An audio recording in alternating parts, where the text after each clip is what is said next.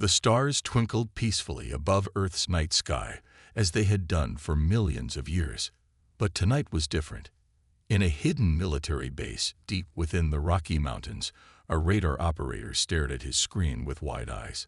His coffee cup slipped from his trembling fingers and crashed to the floor. "Sir, you need to see this," he called out to his supervisor. The blips on his radar showed objects moving at impossible speeds just beyond Mars' orbit. These weren't asteroids or space debris. They moved with purpose, changing direction in ways that defied natural physics. Within hours, the world's major military powers were on high alert. Emergency meetings were called across every time zone. In Washington, D.C., Admiral James Thompson stood before a hastily assembled panel of world leaders, his weathered face illuminated by the large screen behind him showing the mysterious objects. "Ladies and gentlemen," he said, his voice steady despite the gravity of the situation, "we are not alone, and they are coming straight for us." The room erupted in chaos. Years of planning for this moment suddenly seemed inadequate. Theoretical scenarios were becoming reality faster than anyone had anticipated. But before Earth could decide on a course of action, the decision was made for them. The objects slowed down and took up positions around Earth's orbit.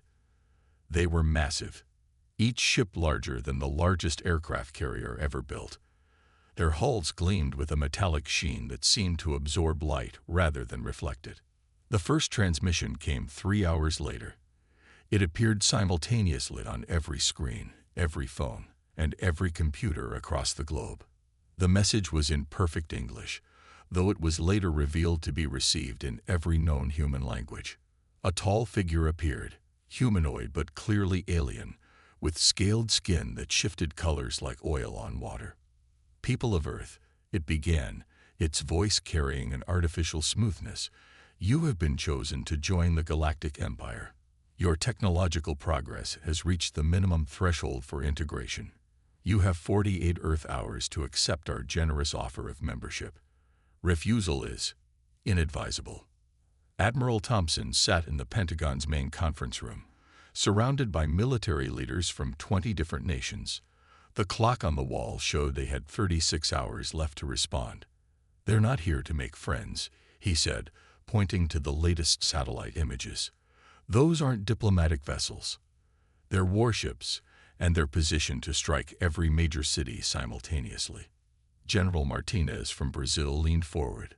"Then we fight. Better to die on our feet than live on our knees." "No," Thompson replied, a slight smile forming on his lips. "We do something they won't expect. We play smart." The next day, Earth's Unified Council gathered in a secure underground facility in Switzerland. Representatives from every nation sat together, many former enemies now united by a common threat. The air was tense but determined. A junior analyst named Robert West presented his findings. "Their technology is advanced, but their approach is predictable. They've done this before, many times. They expect either immediate surrender or futile resistance. They don't expect preparation." Thompson stood up. "Exactly. They think they're dealing with a primitive species that will either cower or charge blindly. They don't understand human nature. We've spent our entire history fighting against overwhelming odds. It's what we do best." The council voted unanimously. Earth would neither surrender nor declare war. Instead, they would send a different kind of message. As the 48-hour deadline approached, Earth's response was broadcast to the Imperial fleet. Admiral Thompson delivered it himself, standing proud in his full dress uniform. "To the Galactic Empire, we acknowledge your message. However, Earth is not accepting new management at this time. We are not your enemies, but we are not your subjects either.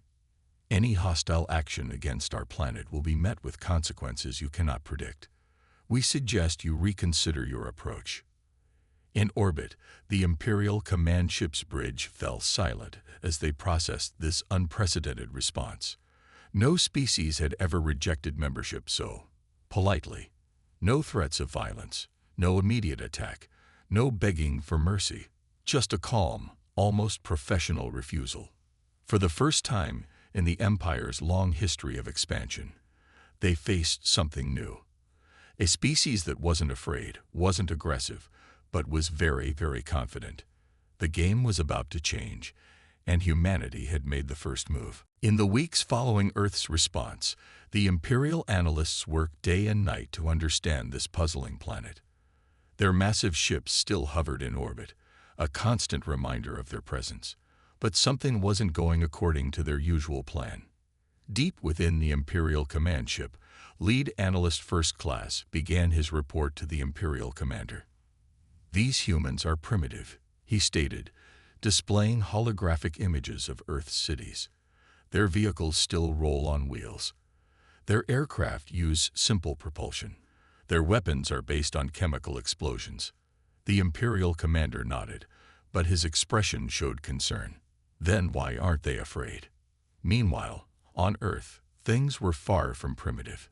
In a hidden facility beneath the Australian outback, Dr. Tom Wilson held up a small piece of metal that had fallen from one of the Imperial ships.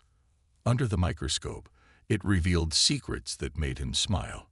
"Their technology isn't magic," he explained to Admiral Thompson through a secure video call. "It's just more advanced. But they're making one huge mistake.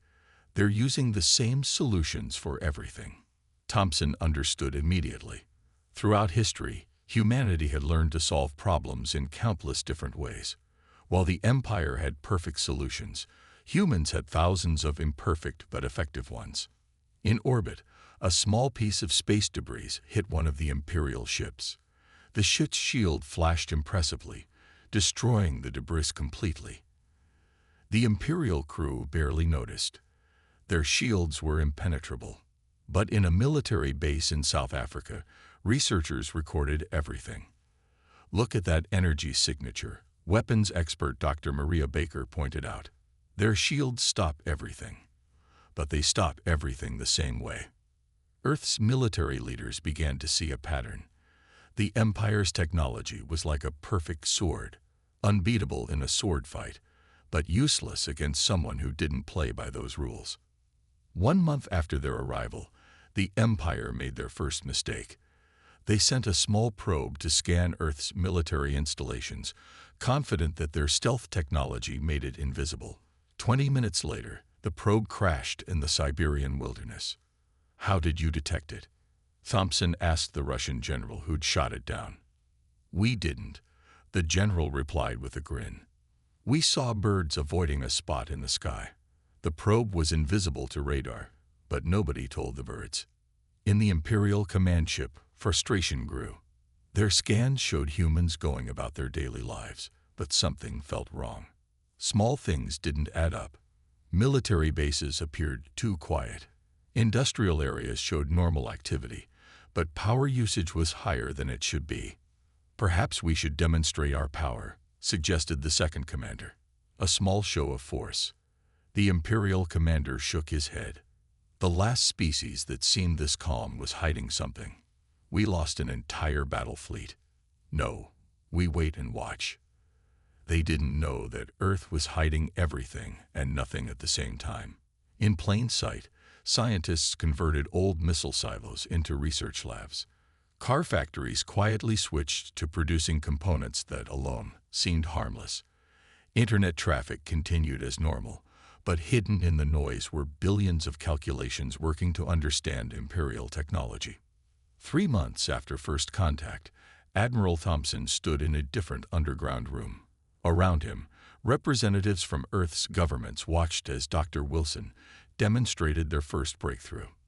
"This looks like a normal metal plate," Wilson said, holding up a gray square.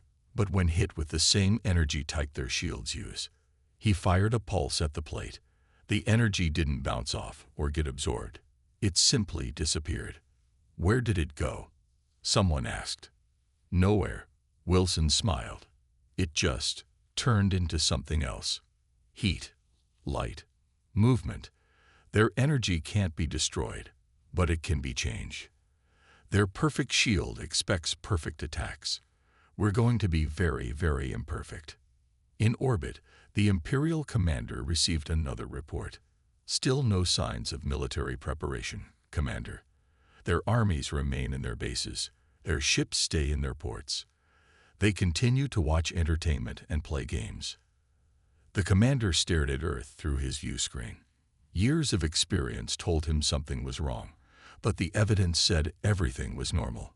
Continue monitoring, he ordered. They'll break soon. But Earth wasn't breaking. Earth was building. Not weapons to match the Empire's, but thousands of different ways to make those perfect weapons useless. The Empire had mastered the art of war, but humans were about to introduce them to the art of improvisation. The real test was coming, and only one side was truly prepared for it. After 6 months of watching Earth, the Empire's patience ran out. The Imperial commander stood on his bridge, watching as his peacekeeping fleet emerged from faster-than-light travel. 50 warships, each capable of destroying a small country, took position alongside the existing patrol. "Send the message," he ordered. On Earth, screens once again flickered to life with an Imperial broadcast. "Your time for peaceful acceptance has ended. Our peacekeeping fleet will now begin the integration process. Resistance will result in immediate." The message cut off mid-sentence. In fact, every Imperial transmission suddenly stopped. In orbit, their ship's communications went dark. "What's happening?" the Imperial commander demanded. His answer came from Earth's unified broadcast, showing Admiral Thompson sitting calmly at his desk.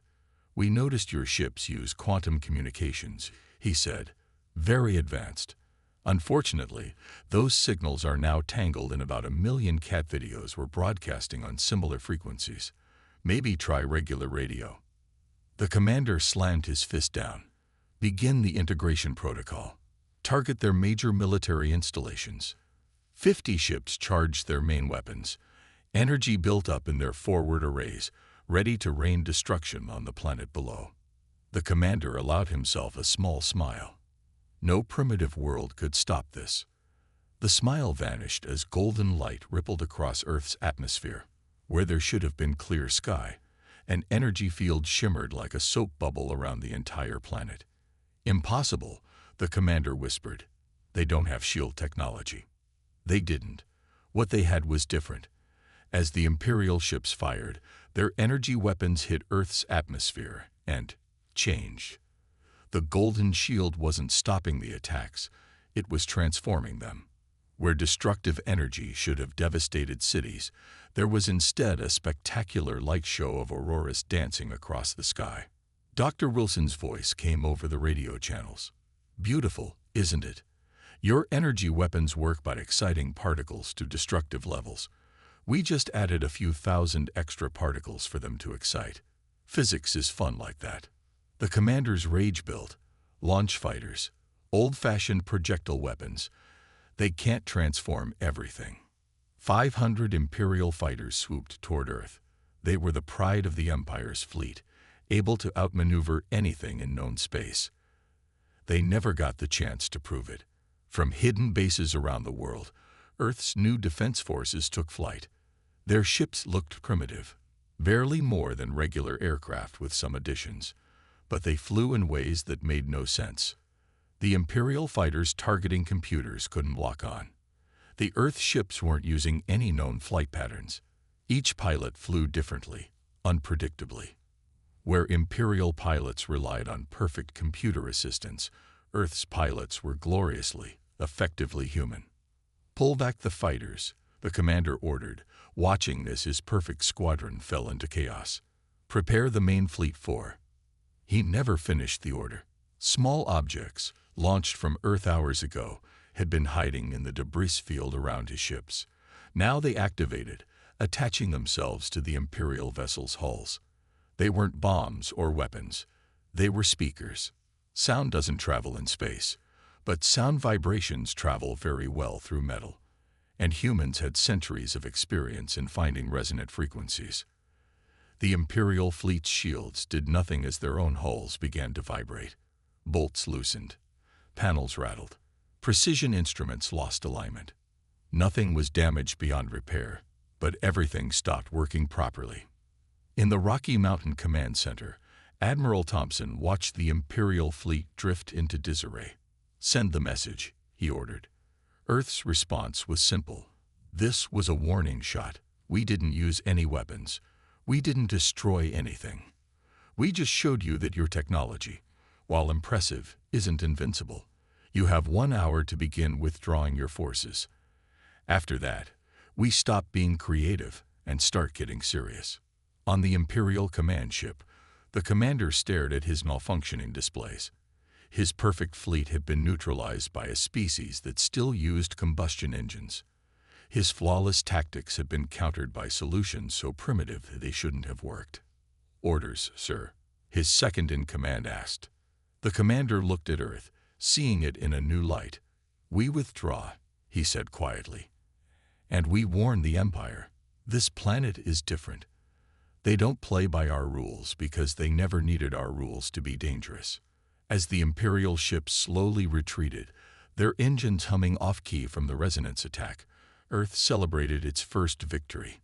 But Admiral Thompson and his team weren't celebrating.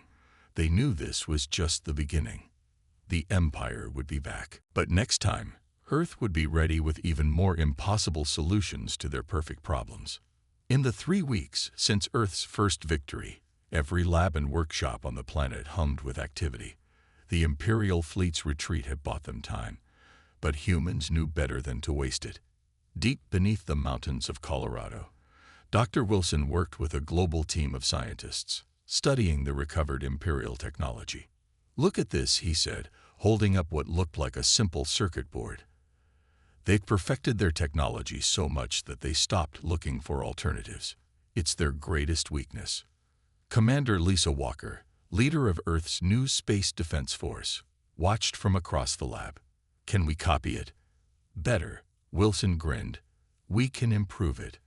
Not by making it more perfect, but by making it work in ways they never imagined." Around the world, humanity's greatest strength showed itself. The ability to take something and make it work differently. Car factories retooled to produce spacecraft parts. Video game companies turned their physics engines into combat simulators. Even toy manufacturers helped, their experience with cheap, reliable electronics proving surprisingly useful. In orbit, Earth's first real defense fleet took shape. The ships looked wrong to Imperial eyes, a mix of styles and shapes that seemed to break every rule of spacecraft design. Some were small and fast, others large and seemingly clumsy. None of them matched, and all of them worked. Commander Walker stood on the bridge of her flagship, the Thunderchild. The ship had begun life as an oil tanker before being rebuilt for space. It wasn't pretty, but it was clever. "Begin Operation Mosquito," she ordered. Across the solar system, small groups of Earth ships appeared from hiding spots in asteroid belts and planetary rings. Their targets were Imperial supply lines, the perfect, predictable routes the Empire used to maintain its territory. An Imperial supply convoy near Jupiter never saw the attack coming. Earth ships didn't appear on their sensors because they weren't looking for ships that leaked energy instead of containing it perfectly. By the time they realized what was happening, Commander Walker's forces had already struck. "Remember," she told her crews, "we're not here to destroy them. We're here to confuse them." The Earth ships fired weapons that shouldn't have worked. Some used modified microwave beams that turned Imperial shield energy into heat, making their ships too hot to function. Others released clouds of simple metal particles that played havoc with Imperial sensors. One ship just broadcast old radio shows at the Imperial fleet, scrambling their quantum communications. In the Empire's Central Command, reports caused confusion and fear. Their ships weren't being destroyed. They were being humiliated. Perfect targeting systems failed against ships that moved like they were being piloted by crazy people. Flawless shields meant nothing against attacks that simply went around them. Back on Earth, Dr. Wilson made another breakthrough. "Their AI systems are too perfect," he explained to Admiral Thompson. "They can predict any logical move, but humans aren't logical. Our pilots act on instinct, emotion, and sometimes just for fun. The Imperial eye can't handle it." Thompson walked through a hangar filled with Earth's new vessels. Each one was unique, combining Imperial technology with human creativity. "How many ships can we field?" "That's the best part," Wilson replied. "Their ships take years to build because each one must be perfect. We can build ours in weeks because they just need to work." Commander Walker's fleet continued its harassment of Imperial operations. They never stayed to fight, just hit and ran, using tactics that changed with each attack. One day they would use electromagnetic pulses. The next, they would spray paint over Imperial sensors. Each attack was different, each solution unexpected. "This is impossible," an Imperial captain raged as his ship's systems were scrambled by what appeared to be a modified Earth weather satellite. "They're not fighting properly." "No, sir," his aide replied, watching Earth ships vanish into the darkness of space. "They're fighting like humans." In her command center, Walker received reports from across the solar system. Earth ships were proving that perfect technology could be beaten by imperfect but innovative solutions. Imperial crews were becoming hesitant to engage, never knowing what strange tactic they might face. "The Empire thinks technology has to evolve in a straight line," she told her pilots. "But humans? We zigzag. We go backwards sometimes. We take weird side paths. And that makes us very, very dangerous." As another Imperial supply fleet retreated in confusion, Walker smiled. The Empire had spent millennia becoming perfect. But in just a few months, humanity had proven that imperfection, creativity, and a touch of craziness could be far more powerful. The real war hadn't even started yet, but Earth was already changing the rules of the game. The news spread through the Empire's territory like wildfire. On 1,000 worlds, conquered species watched grainy videos of Imperial ships retreating from Earth. The perfect, unstoppable empire had found its match in a primitive world that still thought coffee was a good breakfast. In his office at the United Earth Command, Admiral Thompson received an unusual message. It came through channels that shouldn't have existed, encoded in ways that mixed ancient Earth ciphers with Imperial technology. "Play it," he ordered. A hologram appeared, showing an alien figure shrouded in darkness. "We've watched your resistance," the figure said. "We're not the only ones. Others want to learn. Others want to fight." Thompson leaned forward. This could be an Imperial trap. But more messages came. From mining colonies near the Empire's edge. From farming worlds that fed Imperial cities. From factory planets where conquered species built the Empire's perfect machines. They all said the same thing. "Teach us." On the bridge of her ship, Commander Walker received new orders. "Operation Lighthouse is now active," she told her crew. "We're going to share the light." Earth's fleets began leaving hidden data packets near conquered worlds. Simple things at first, ways to disrupt Imperial communications, methods to confuse their sensors. But the most important message was simpler. You don't need perfect weapons. You just need to think differently. The Empire's first sign of trouble came from a mining colony. Their automated systems suddenly started playing Earth music. When they tried to fix it, they found the miners had copied Earth's resonance technology using mining equipment. The entire facility vibrated to rock and roll. On a farming world, Imperial shuttles found their landing gear stuck in fields that had been watered with a mixture the farmers copied from Earth's chemical labs. It wasn't dangerous, just incredibly sticky. A factory world reported that their production lines were making Imperial parts with tiny imperfections. Not enough to make them fail, just enough to make them work slightly differently than the Empire's perfect plans required. None of these actions were serious threats alone. But they taught the conquered species something important. The Empire wasn't invincible. Its very perfection was a weakness that could be exploited by those willing to think creatively. In secret locations across Earth's solar system, representatives from other worlds began arriving. They came in ships disguised as asteroids, hidden in cargo containers, or simply by walking away from their Imperial duties. Dr. Wilson found himself teaching alien scientists how to make Imperial technology work in ways it was never designed for. Commander Walker trained alien pilots to fly like humans, unpredictably, creatively, and with style. "Your species fights like it dances," an alien pilot told her after a training session. "No pattern, but somehow it works." The Empire noticed something was wrong when their perfect supply chains began experiencing random problems. Ships arrived late because their navigation systems developed strange glitches.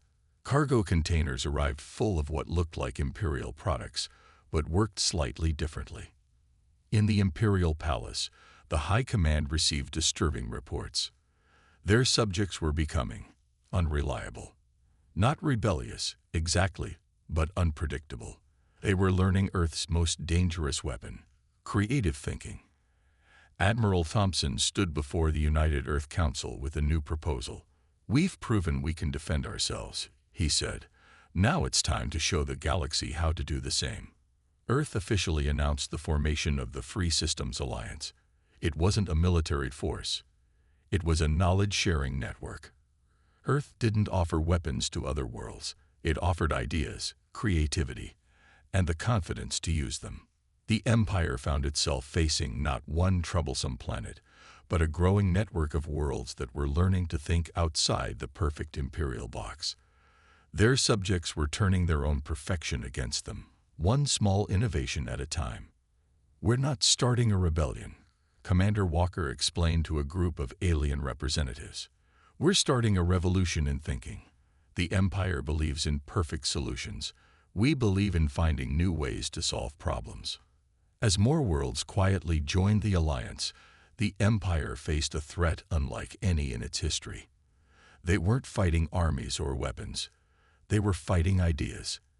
And ideas, especially human ideas, had a way of spreading that no perfect system could stop.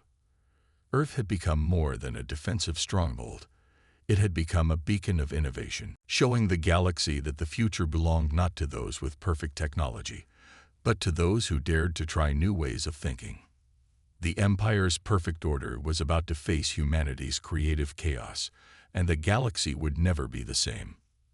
The day the Empire had feared finally arrived. Not with a massive fleet battle or a dramatic declaration of war, but with a simple song. Across 50 worlds, at exactly the same time, public communication systems began playing the Great Escape March.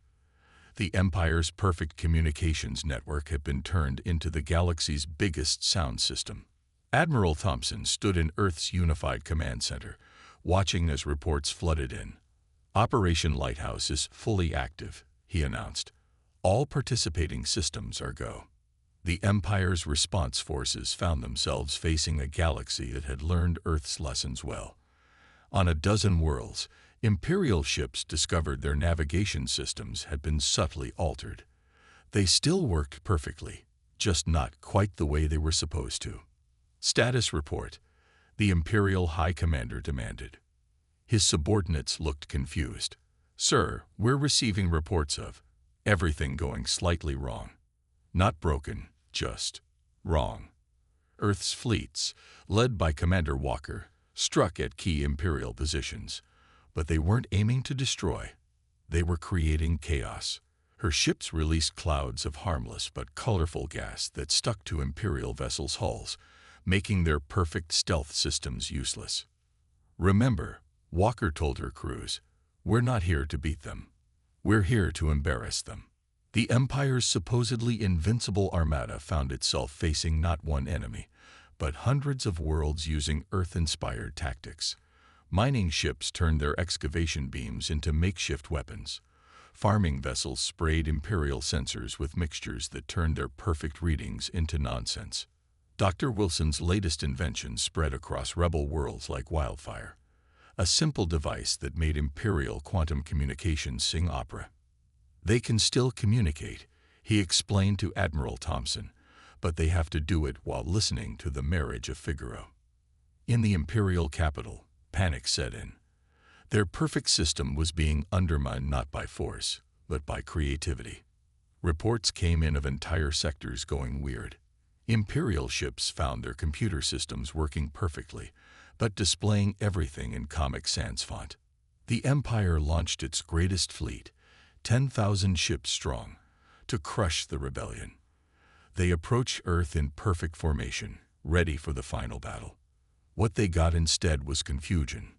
Earth's defense grid activated, but not to fight. Instead, it projected massive holograms of cute cats playing with yarn into space. Imperial gunners found their targeting systems locked onto the cats instead of Earth's ships. The cats winked at them. "This is impossible." The fleet commander raged. "They're not fighting us. They're making fun of us." He was right. Earth had learned that the Empire's greatest weakness was its pride. It couldn't stand being laughed at. Perfect empires don't deal well with humor. Commander Walker's fleet struck the Imperial supply lines again, this time painting smiley faces on their ships using special paint that only showed up on Imperial sensors. Entire battle groups had to retreat because their crews couldn't stop giggling at their tactical displays. But beneath the humor was a serious strategy. Every time the Empire adapted to one tactic, they faced 10 new ones. Their perfect responses became useless because no one was fighting the way they expected. On 1,000 worlds, people who had lived under the Empire's perfect order began to remember how to think for themselves. Imperial governors found their subjects solving problems in new, unpredictable ways. "Sir," an Imperial officer reported to the High Command, "we've lost control of the outer sectors." "Destroyed?" the High Commander asked. "No, sir. They're still there, still producing, still working. They're just not listening to us anymore. They're innovating." Earth's message had spread. Perfection isn't strength. Adaptation is. The Empire's flawless technology meant nothing against billions of beings thinking in billions of different ways. Admiral Thompson watched as another Imperial fleet retreated in confusion, their perfect formations broken by tactics they couldn't predict or understand.